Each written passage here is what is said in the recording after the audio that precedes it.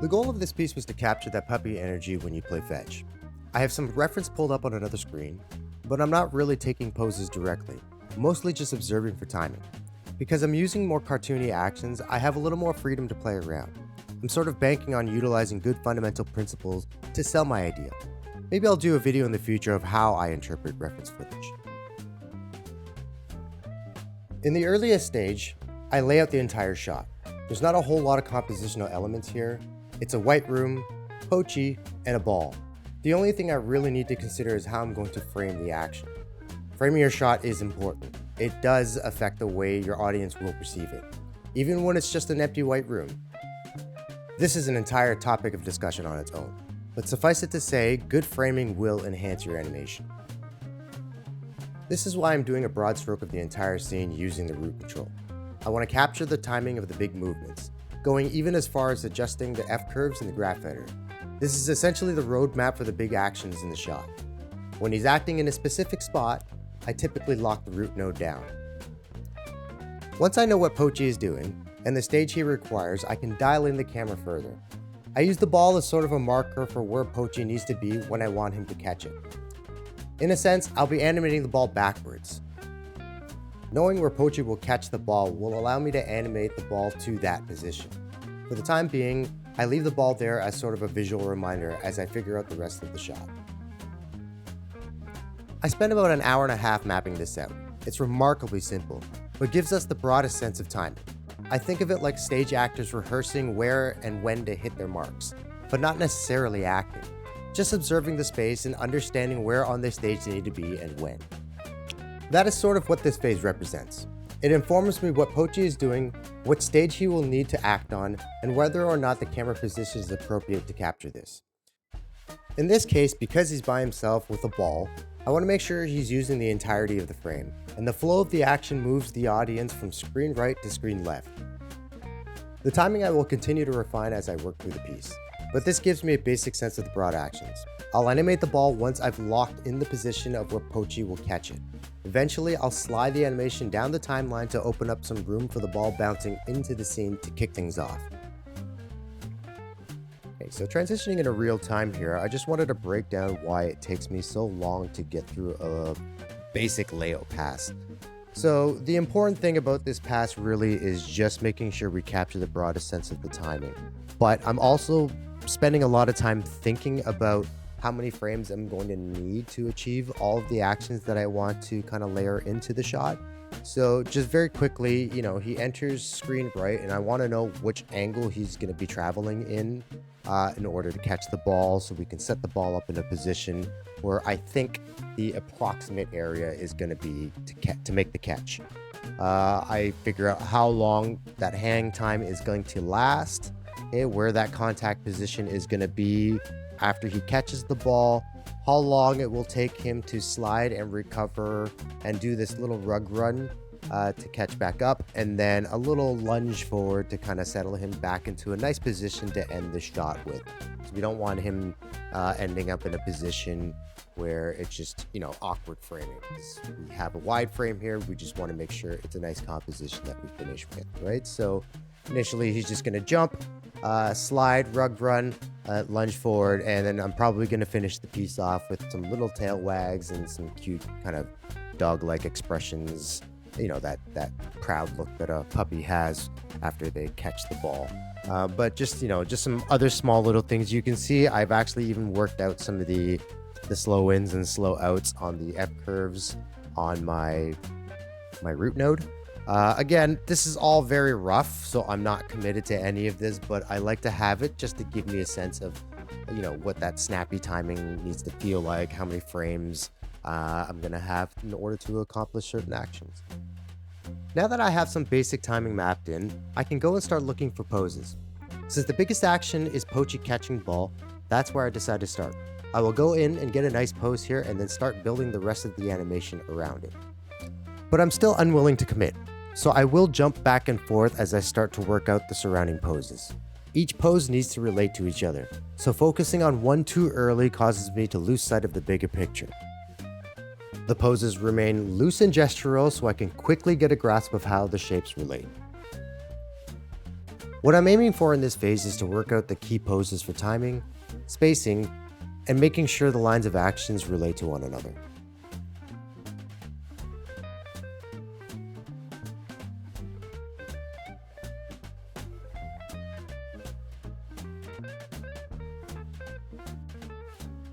You'll notice my timeline is nice and clean with blocks of keys.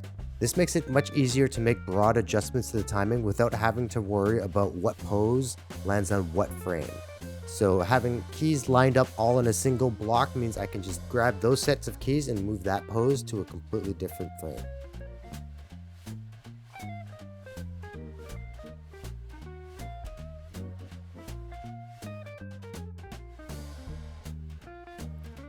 I use the up and down arrows here to pick walk through my key blocks, just so we don't have Blender interpolating in between, because I don't want to get distracted by that. I just want to focus on the poses right now.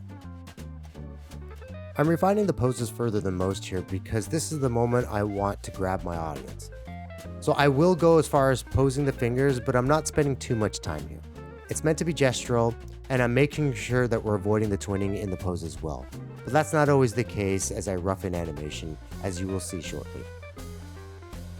In this pose, I'm trying to capture as much of the body turning as possible as Pochi tries to reorient himself once he kind of becomes aware of his sliding. And so you'll see here, I'm starting to twin the pose because I don't really care too much about the pose in this little tight space, because I will refine them later. What really is I want to try to capture as much of the energy and feeling as much as possible in this portion.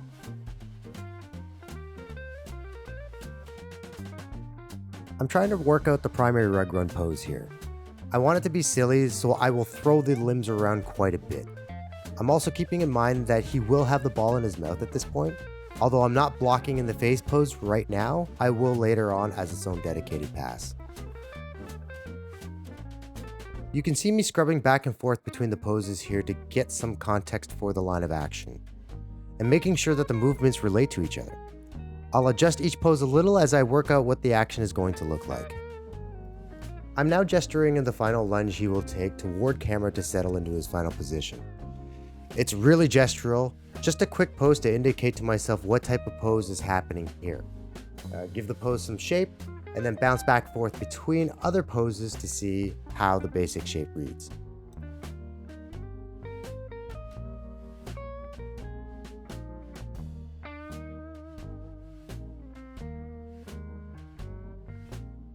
I'm looking for that cute stretch pose here, just before he leaves the ground. A little trick I picked up from the Pixar school of posing is to have the hands come together when the character is looking up.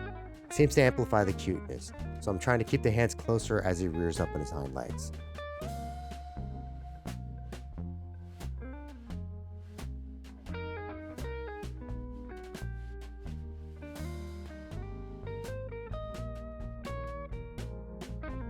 Finally, I'm working out the landing from the lunge and the final settle at the end of the shot. I know I want the pose to be really cute, and I also want a moment where he sort of looks up, perhaps at his human off screen, and smiles with confidence. Now that I have some more poses in the shot, scrubbing will allow me to check my arcs, my basic spacing, and a more tightened sense of timing. It's important to check your work regularly. If you're wondering why I haven't done a viewport render to check my work, it's because I'm able to get a real-time playback in Blender. Pochi was designed to work in the Godot game engine, and because he's fairly low resolution and the rig is simple, scrubbing and playback is blazing fast. There's no shape keys or anything advanced going on the rig, just weighted joints. If you're working with a heavier rig or scene, it would be more important to do viewport renders, so you can preview your work at 24 frames per second, which is what I'm working at. I'd like to walk you through what I've done so far in the blocking phase. Most of the major poses are now in the shot. This includes a few breakdowns. What's important here is we're getting a much stronger sense of the timing and how many frames I have to resolve each action. So I used to work in stepped keys, but I don't really work in stepped keys anymore, simply because I don't like the transition that happens between when you're finished blocking and you transition the step keys into spline keys. There's always this quality that gets lost. So I figure if I just block it sort of in a spline kind of phase, I'm not focusing on those things, and I don't fall into that trap of feeling like I've lost something in transition. You can also see there, I've kept everything here still in blocks of keys. So nice, neatly organized blocks of keys. So if I need to make timing adjustments, it's actually really easy for me just to take an entire block of keys like this and just slide them away. Other things that I really want to pay attention to in this phase are things like lines of action. So if I pull up my annotation tool here, here's this line of action here that we can see in the body. So with each pose, this is basically what I'm looking for. So here, right, I'm getting a bit more squashing. If we're looking at these pieces here, we're getting a bit of a squash. We're certainly getting squash in the head before we pop up. So we're looking for how these shapes relate to each other between frames here. Okay, and then this shape then takes on that direction. Okay, and the tail continues to overlap, that overlapping shape right there. Okay, and I want that action to carry over to here. So we have that tail kind of doing this nice big swooping action. Okay, and of course the little rug run that we have right here. Okay, and I've added a little bit of steppy kind of walkingness, the little walkie thing here just to kind of recover before he does his final settle. And of course one little expression change just to finish it off. Okay, obviously I still have not blocked in the ball, only because I'm still not 100% confident, but I feel like at this point we're good. So chances are the next step I'm gonna take on this thing is to start blocking in the ball and then start including the ball into the poses, which means my natural next step would be to start blocking in the face. Now that I'm relatively happy with the blocking, it's time to go back over the poses and refine them, as well as add any poses or breakdowns that I may have missed or just simply feel like I should add. Since I'm ready to start a blocking pass on the facial expressions, here's when I block in the ball movement. I start by refining the position of the contact pose, and once I'm satisfied, I then block in the ball bounces. I like to block out the bounces first and then layer in the translation afterwards. I've pushed Pochi's animation down the timeline so it happens later. The bouncing ball should start the shot grabbing your focus to look screen right, and that's when Pochi jumps into frame.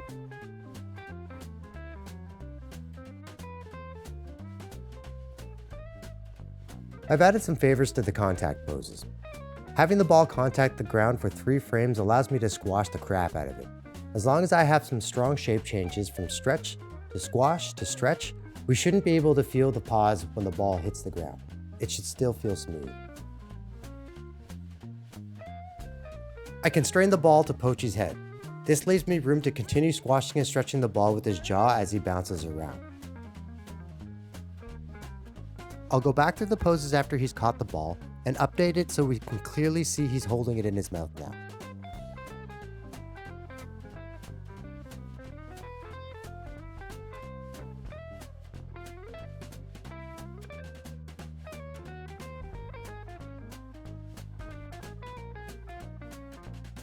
I had initially considered adding more hang time and adding a secondary beat where Pochi winds up in the middle of the air for the bite.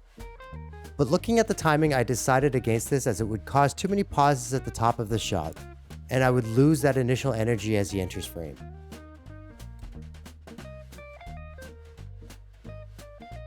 I'm using squash and stretch here like an overlapping element. The brows and eyes sort of bounce a little as he contacts the ground and launches himself.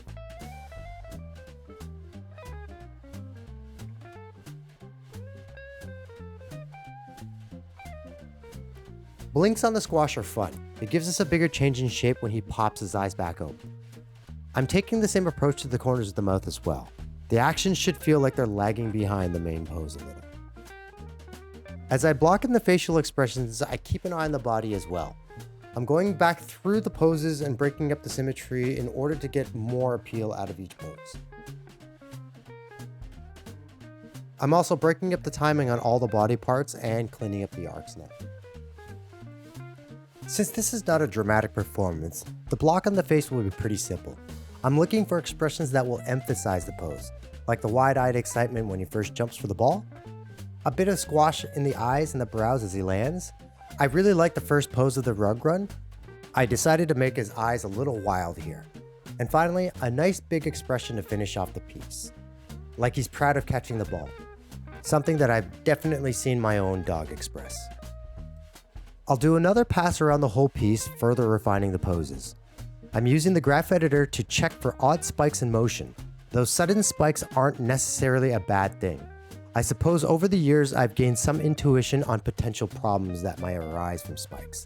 Though in my experience, if you keep your eye on the camera preview and just animate the shapes you see, you should be pretty safe.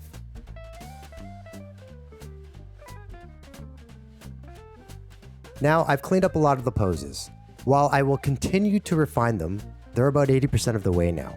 I've spent some time in this phase making sure the poses don't twin. Asymmetry in the body is always more interesting.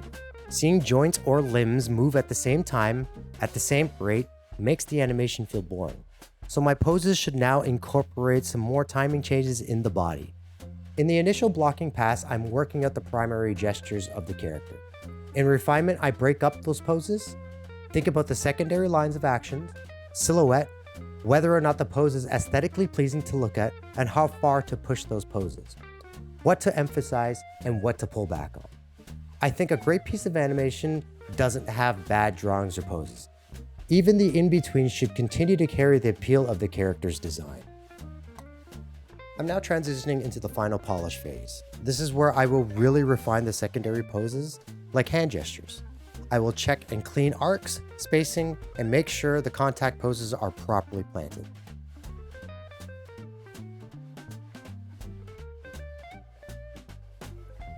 Okay, so here I'm just refining the poses for the rug run and making sure that things like the toes are overlapping as he kind of runs on the spot. I'm also checking overlaps on the major forms like the hips, just to make sure that there is some nice lead and follow changes throughout the piece.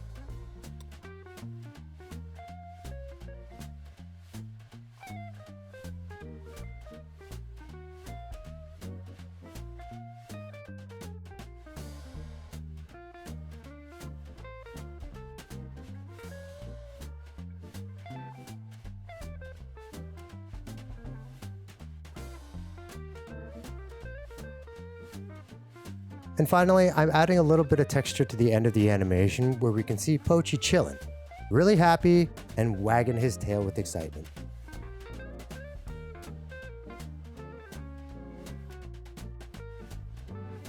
So let's check out the evolution of this piece at each stage of animation. First we have layout, and then blocking, refining the blocks, and the final rendered piece.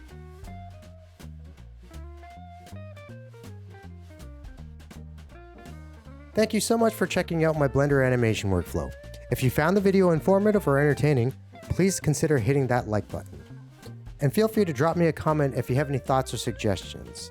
And if you want to see more of the work I'm doing in Blender, help me grow the channel by tapping that subscribe button and get notified when I upload my next video.